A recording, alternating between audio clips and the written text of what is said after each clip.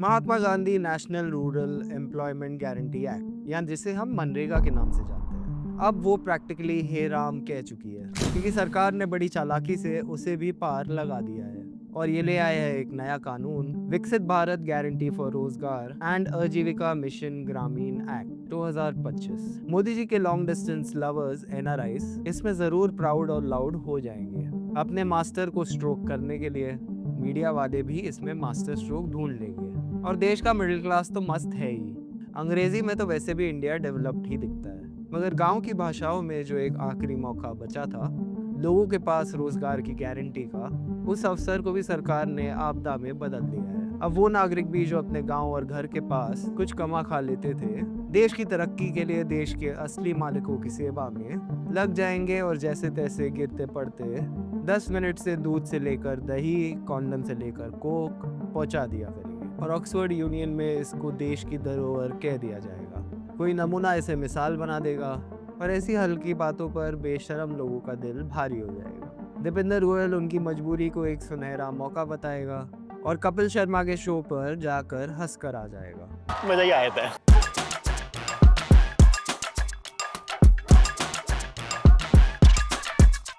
अगर देश का मतलब गुजरात में नरेंद्र मोदी के नाम का स्टेडियम है, जिसके एक तरफ अंबानी और दूसरी तरफ है अडानी एंड, जिसका महंगा टिकट खरीद कर देश का टॉप 5% पॉपकॉर्न हाथ में लिए मजे लूट रहा है, तो मुबारक हो, विकास हुआ है। लेकिन अगर देश का मतलब है हम भारत के लोग, उनमें वो 95% भी आते हैं जिनकी मेहनत पे ये देश टिका हुआ है। अगर देश का मतलब कोविड लॉकडाउन के बाद सड़कों पर सैकड़ों किलोमीटर पैदल चलती वो लाखों करोड़ों की भीड़ है जो कभी जनरल के डिब्बे में बैठती है, माचिस जैसे डिब्बे के घरों में जीती मरती है, तो शायद फर्क पड़ना चाहिए।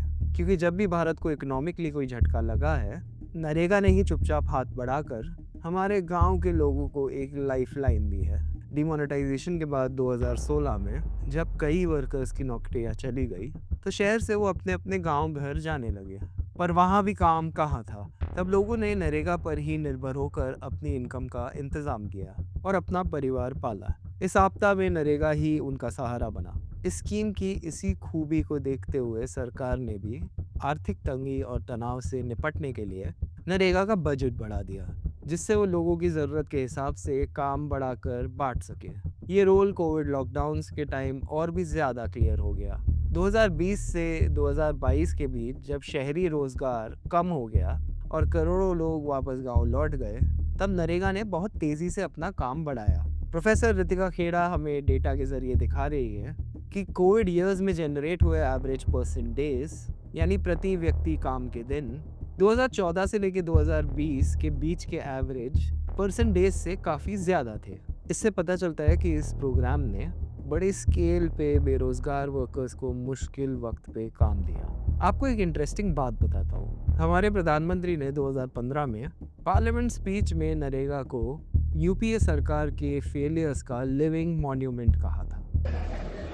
मनरेगा आपकी विफलताओं का जीता जागता स्मारक है। और जब कोविड आया तब उन्हें ही इसी लिविंग मॉन्यूमेंट ऑफ फेलियर वाले एक्ट में सबसे ज़्यादा पैसा देना पड़ा, जिससे लोग इस क्राइसिस से निकल पाए।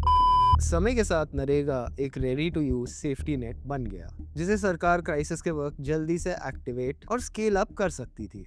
इसका सबसे ज़्यादा इम्पोर्टेंट रोल मई और जून में होता था, साल के सबसे सूखे महीने जब खेती का काम कम हो जाए। इस मुश्किल दिनों में नरेगा ज़रूरी इनकम सपोर्ट देता था, जो गांव के परिवारों को अगली खेती के सीजन शुरू होने तक इस एम्प्लॉयमेंट गैप को ब्रिज करने में मदद करते थे। पिछले 2 डेकेड्स में मनरेगा हर साल 5 करोड़ से ज़्यादा वर्कर्स के लिए लाइवलीहुड का एक स्टेडी सोर्स रहा है। जो लोग इसके भरोसे हैं वो समाज के सबसे गरीब और वल्नरेबल लोग होते हैं, जिसमें ज़्यादातर औरतें हैं। इन घर परिवारों के लिए मनरेगा का मतलब सिर्फ तनख्वाह से काफ़ी ज़्यादा है। इससे काम ढूंढने के लिए मजबूरी में माइग्रेशन कम हुआ है और लोगों को, खासकर औरतों को, घर के पास ही कमाने का मौका मिला है। रेगुलर लोकल एम्प्लॉयमेंट और पक्के वेजेस देकर नरेगा ने मुश्किल मौक़ों पर करोड़ों लोगों को काम और सम्मान से एम्पावर किया है। अब ऐसे में पेड इन्फ्लुएंसर्स आपसे कहेंगे, अरे इतना क्या बड़ी बात हो गई, इतना क्यों भावुक हो रहे हो,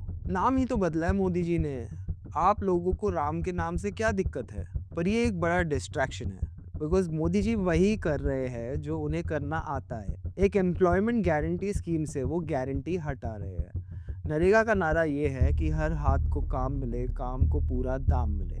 इसी फैब्रिक को मोदी जी डिस्ट्रॉय कर रहे हैं। ये सिर्फ नाम नहीं बदल रहे हैं, ये स्कीम खत्म कर रहे हैं। आओ देखते हैं कैसे। जॉन दरेस कहते हैं कि न्यू बिल का सबसे बड़ा ब्लो ये है कि सेंटर को एक डिस्क्रिशनरी पावर मिल जाएगी कि ये स्कीम कब और कहाँ इम्प्लीमेंट की जाए। ये switch off clause employment guarantee के पूरे पर्पस को ही ख़त्म कर देगा। मोदी जी तो मोदी की गारंटी की बात करते हैं, पर ये बिल वो गारंटी दे रहा है बिना किसी गारंटी के कि वहाँ पर कोई वर्क है भी या नहीं।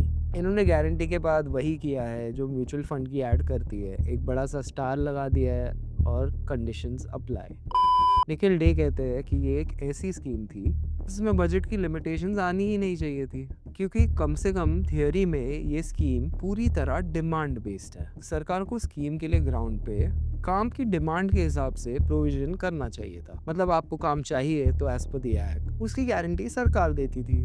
पैसा नहीं है ये बोलने का ऑप्शन नहीं था। हकीकत में ये बात मानने वाली है कि कभी भी स्कीम पूरी तरह से तो इम्प्लीमेंट हुई नहीं। ना कांग्रेस ना बीजेपी किसी ने भी ये स्कीम को पूरी तरह डिमांड बेस्ड होने का बजट दिया। इनफैक्ट पिछले 10 सालों में as percentage share of the GDP ये सपोर्ट घटते ही रहा है। लेकिन इस स्कीम की शक्तियों का बेहतर इस्तेमाल करने की जगह अब सरकार इसे पूरी तरह डिसमेंटल करने में लग गई है।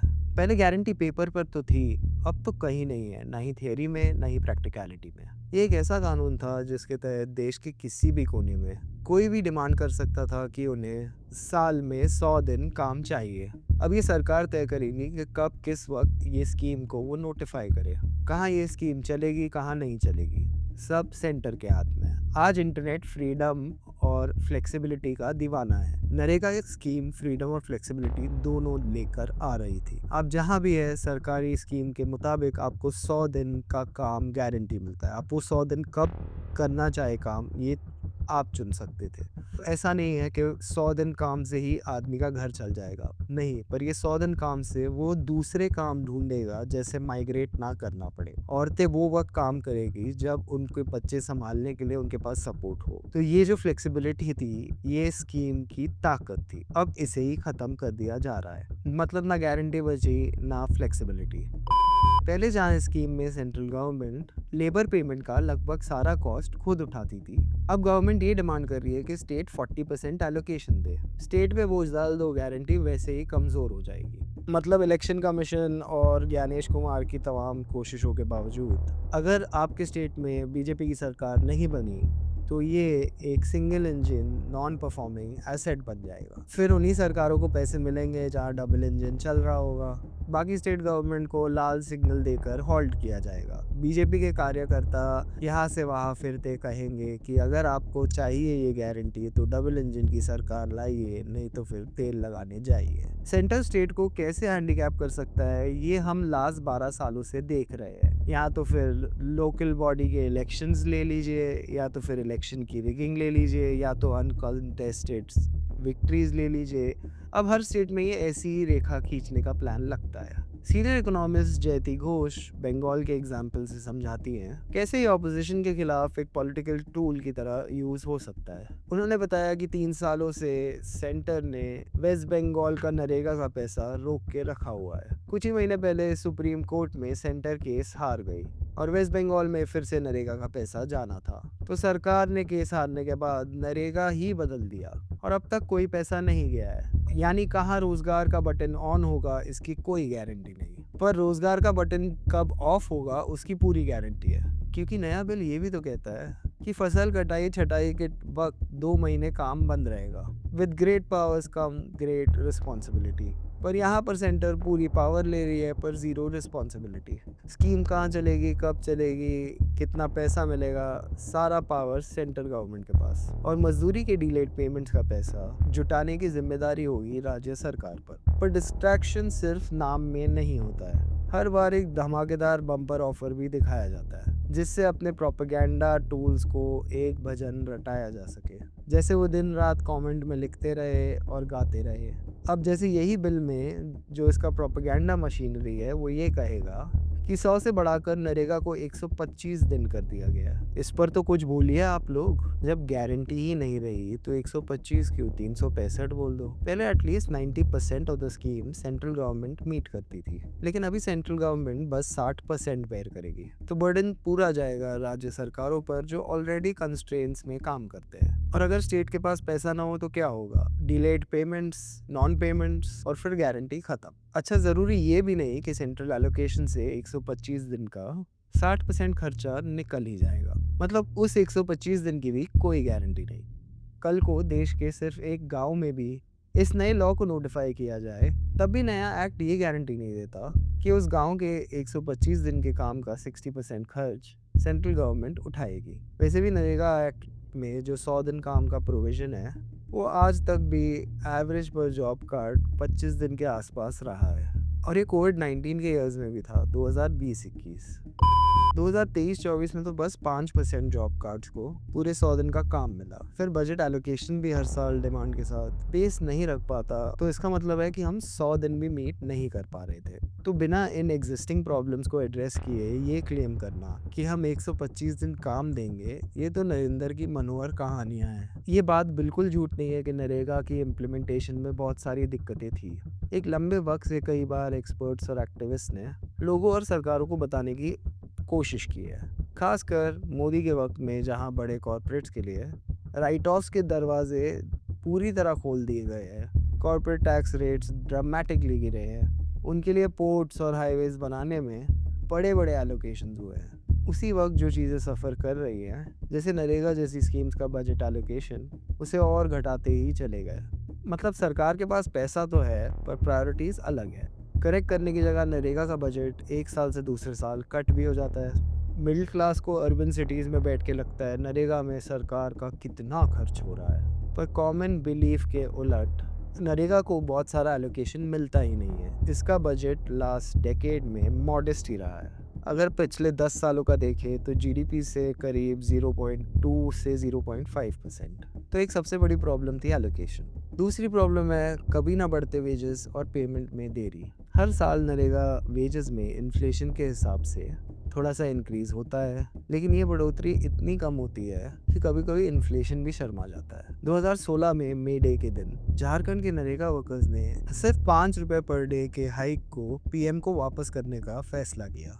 असल में सरकार सिर्फ इन्फ्लेशन को काउंट करती है। रियल टर्म्स में नरेगा वेजेस सालों से लगभग एक से ही रहे हैं। इस प्रॉब्लम को और गहरा बना देता है काम का पैसा मिलने में देरी। कुछ गिनती के स्टेट्स छोड़कर 15 दिन के अंदर पैसा मिलना रेयर है। डिलेज अभी एक रेगुलर प्रॉब्लम बन चुके हैं।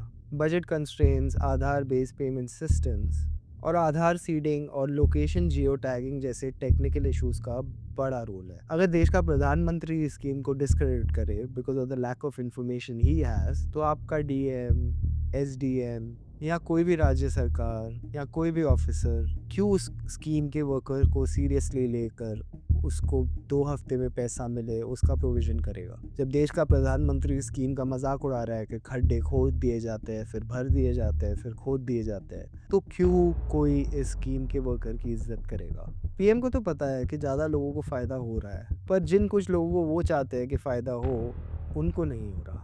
देश की आम जनता पर तो मोदी जी को भरोसा नहीं, पर अपने टेक्नोक्रेट साथियों पर है।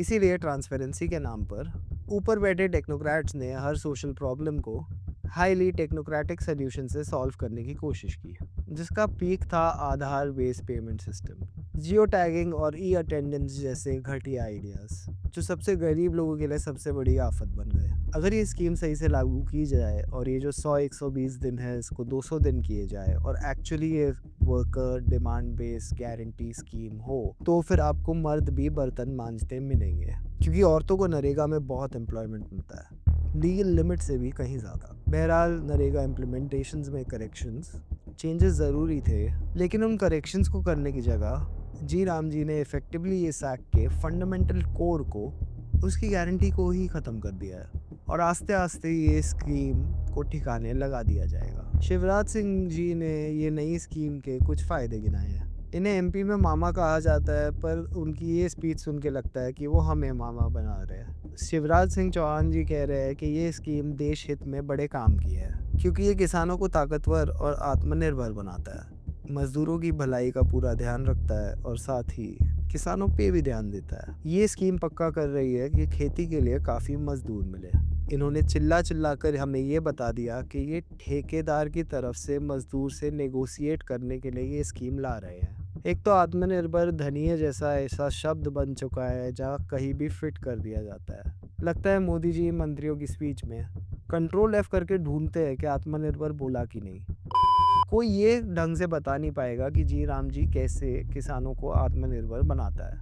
असली बात तो ये है कि जमींदार और जिस किसान के पास बड़ी ज़मीन है उन्हें नरेगा से दिक्कत तो थी, इसीलिए उन्हें मजदूर बुलाने के लिए थोड़ी ज़्यादा मजदूरी देनी पड़ रही थी। एक तरह से नरेगा गांव में सबसे निचले तबके के लोगों के लिए बेहतर मजदूरी पाने का साधन था। नरेगा के साथ भी और उसके अलावा भी नरेगा वर्कर्स के लिए एक नेगोशिएशन टूल की तरह काम करता था कि अगर उनको अपने घर के आसपास एक स्पेसिफिक अमाउंट में 100 दिन साल के काम मिल रहा है तो वो ठेकेदार से बाकी के 200 दिन के लिए बेटर नेगोशिएट कर पा रहे थे। और यही नेगोशिएशन टूल को सरकार खत्म करना चाहती है। जब खेती के सीजन में मजदूर कम मिलते थे तो इन मजदूरों के पास वो चीज़ होती थी जो बेची जा रही है, फ्रीडम और ऑप्शन, वो नेगोशिएट कर पाते थे। और जब इन सीजन्स में सरकार चिल्ला चिल्ला के बता रही है कि नरेगा किसी को एम्प्लॉय करेगा ही नहीं, तो ठेकेदार के पास ऑप्शन है कि नरेगा से भी कम दाम में मजदूर को एम्प्लॉय कर दिया जाए।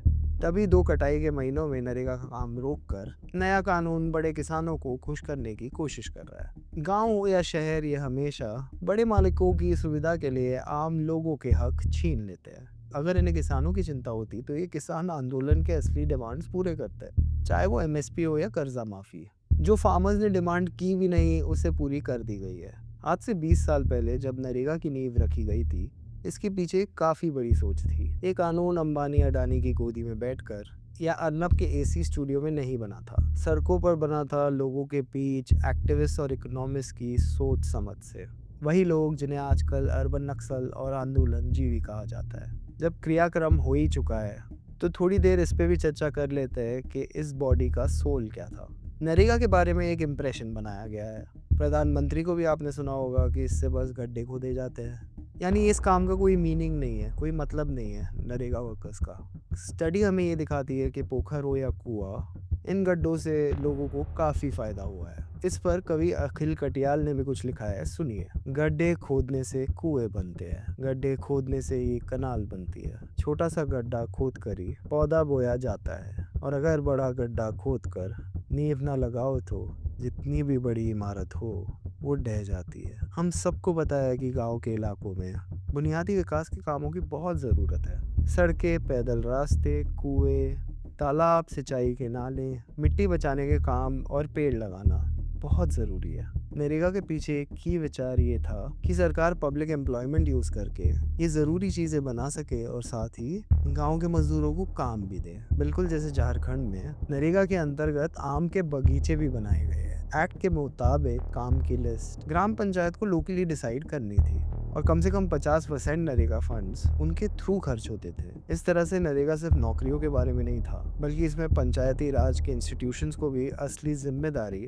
और लेबर रिसोर्सेज देके उनको एम्पावर करने की क्षमता थी। इस चीज़ को ख़त्म करना बिल्कुल गांधी के विचार पे चोट है। यहाँ पे नाम बदलने का असली मतलब भी समझ आता है। गांधी के ग्राम स्वराज की आत्मा से जुड़ा ये कानून शहरों के लिए भी फायदेमंद था। मिनिमम वेजेस पर काम देकर सरकार ने practically employer of the last resort का रोल निभाया। सोच सिंपल थी कि लोगों को अगर अपने गांव में काम मिल जाएगा, रूरल वेजेस भी बढ़ेंगे और काम ढूंढने की मजबूरी में शहरी माइग्रेशन भी कम होगा। जब रूरल अर्बन माइग्रेशन कम होता है तब सिटीज़ में एक्स्ट्रा या सरप्लस लेबर का पूल छोटा हो जाता है। इससे अर्बन वेजेस पर भी ऊपर की तरफ प्रेशर पड़ता है, क्योंकि एम्प्लॉयर्स के पास बहुत ही मजबूर और सरप्लस लेबर का एंडलेस सप्लाई नहीं होता है। अगर आप नरेगा जैसी स्कीम को कमज़ोर करेंगे तो आपको माइग्रेशन ऑफ डिस्पेयर दिखेगा कि कोई अपॉर्चुनिटी आपके पास अवेलेबल नहीं है, इसके लिए आप माइग्रेट कर रहे हैं। बेटर शिक्षा, better job, better prospect, better future, वो माइग्रेशन होता है। सिटीज़ से लोग बाहर जाते हैं, दुबई जाते हैं, अमेरिका जाते हैं, यूरोप जाते हैं, ऑस्ट्रेलिया जाते हैं। तो ये माइग्रेशन ऑफ अपॉर्चुनिटी है। और जब लोग बिहार से रेल रथों में भर के कई-कई राज्यों में पहुँचते हैं, दैट इज़ वो माइग्रेशन ऑफ डिस्पेयर है, वो माइग्रेशन ऑफ ज़ीरो अपॉर्चुनिटी है। शेड्यूल कास्ट और शेड्यूल ट्राइब्स के लिए मनरेगा एक आखिरी सहारा बन गया था। लगभग 40% पार्टिसिपेशन SC/ST कम्युनिटीज़ का था, जो प्राइवेट लेबर मार्केट्स में भेदभाव का सामना करते थे। लेकिन मनरेगा ने उन्हें बराबर मजदूरी और इज्जत दी। इंडिया में विमेन की लेबर पार्टिसिपेशन काफ़ी लो है और रूरल एरियाज में उनके पास कैश इनकम कमाने के अपॉर्चुनिटीज़ बहुत लिमिटेड होते हैं। नरेगा गांव के पास ही 5 किलोमीटर के अंदर काम देता है और काम का सही दाम देता है, इसलिए महिलाओं को दूर जाने की ज़रूरत नहीं पड़ रही थी। इसका फ़ायदा ये हुआ था कि वो घर की जिम्मेदारियां संभालते वक्त भी काम कर सकती थी, अपने खुद का पैसा कमा सकती थी। इससे उन्हें एजेंसी भी मिल रही थी और एम्पावरमेंट भी। नरेगा में औरतों का पार्टिसिपेशन 50% से भी ज़्यादा होता था। रिसर्च ने डॉक्यूमेंट किया है कि जिन घरों में औरतों ने मनरेगा की मजदूरी कमाई, उनके अंदर घर के अंदर हिंसा 36% कम हुई। मनरेगा फैमिलीज़ की औरतों को घर के खर्च के फैसले में 45% ज़्यादा बोलने का हक मिला। ये हमें दिखाता है कि कैसे आर्थिक आज़ादी सामाजिक न्याय की तरफ लोगों को ले जा सकती है। हमें अपनी वेलफेयर स्पेंडिंग और सोशल प्रोटेक्शन को बढ़ाना चाहिए, जिसमें पेंशन और ऐसे अधिकार शामिल है। ये एक ऐसी स्कीम थी जो सोशल वेलफेयर को इज्जत के साथ देती थी। इससे इस मेहनत को कोई भीख, रेवड़ी या दान नहीं कह सकता है। जिसे कहा जाता है उसे भी नहीं कहना चाहिए, मगर ये काम के अधिकार पर बेस था, जिसमें काम की गारंटी भी होती थी। प्रोफेसर राजेंद्रन नारायणन कहते हैं, मनरेगा के प्रोविजन जस्टिशिएबल राइट्स के बराबर है। डिमांड पे काम का राइट, 15 दिन में काम नहीं मिला तो अनएम्प्लॉयमेंट अलाउंस का राइट, 15 दिन के अंदर वेजेस के पेमेंट, डिले होने पर कॉम्पेंसेशन का राइट, वेजेस में जेंडर पैरिटी, मिनिमम वेजेस और बहुत कुछ। ये मनरेगा के आदर्श थे। इसके लागू होने के कुछ साल बाद ही स्टडीज़ ने दिखाया कि वर्कर की इनकम बढ़ गई, ओवरऑल पॉवर्टी कम हुई, स्कूल एनरोलमेंट्स तक बढ़ गए। इंडिया ह्यूमन डेवलपमेंट सर्वे के मुताबिक मनी लेंडर्स पर डिपेंडेंसी 21% कम हो गई। करीब 45% फीमेल मनरेगा वर्कर्स एक्ट से पहले या तो कोई भी पेड काम नहीं करती थी या फिर सिर्फ फैमिली फार्म्स पे काम करती थी। पिछले 5 साल में मनरेगा में वुमेन की पार्टिसिपेशन अराउंड 58% रही है। एक स्टडी ने यह भी दिखाया कि सालाना 5.3% मजदूरी में इंक्रीज़ आया है, जिसमें महिलाओं की मजदूरी 8% बढ़ी है, जो सबसे ज़्यादा असर वाला ग्रुप था। इस पे RBI ने भी एक स्टडी की जिस पे बताया हर 1 रुपया जो स्कीम के अंदर खर्च हुआ, उसने गांव की अर्थव्यवस्था में 2.5 से 3 गुना रकम पैदा की। एक सरकार जो नौकरी नहीं दे पा रही, मांग नहीं बढ़ा पा रही क्योंकि लोगों के पास खर्च करने के लिए पैसा ही नहीं है, लोगों के पास परचेसिंग पावर नहीं है, लोग कर्जा लेने पे मजबूर हो रहे हैं। एक सरकार जिसके राज में हम भूख के इंडेक्स में नीचे गिर रहे हैं और जिसके राज में मैन्युफैक्चरिंग सेक्टर का एक डेकेड बर्बाद हो गया। एक सरकार जिसके राज में भटकते कामगार के पास गिग वर्क करने और 10 मिनट में सामान पहुंचाने के अलावा कोई रास्ता नहीं बचा है। अब वो रोजगार की गारंटी के आखिरी सहारे को छीन लेना चाहती है। खबर के मुताबिक ये इन्फ्लुएंशियल ज़मींदारों के लिए आंखों का कांटा बन गई थी।